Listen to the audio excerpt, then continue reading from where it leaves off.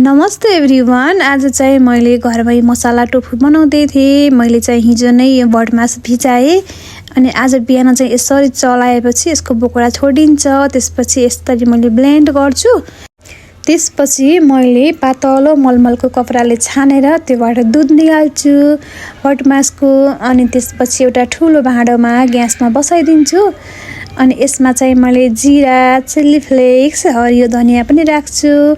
अनि त्यसपछि चलाइदिन्छु। यसमा चाहिँ बोइल आउन दिनुपर्छ। साइडमा चाहिँ मैले व्हाइट भिनेगर र पानी मिसाएर रेडी बनाएँ, त्यो पनि राखिदिएँ फटाउनलाई। फाटिसक्यो भने यस्तो हुन्छ।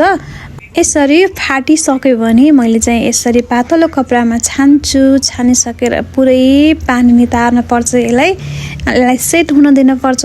अनि यसरी मैले गरुङको ढुङ्गा राखिदिन्छु माथिबाट। लगभग 4 देखि 5 घण्टा राखेको थिएँ मैले। त्यसपछि मजाले सेट भयो। मैले काटेर यसरी पिस पिस बनाएँ। हजुर, मसाला टोफू रेडी भयो। मैले चाहिँ यसको चिल्ली बनाउँदैछु। चिल्ली टोफू बनाउँदैछु। त्यसको लागि चाहिँ मैले हरियो खुर्सानी, लसुन अनि अदुवालाई यसरी तेलमा फ्राई गर्छु हल्का।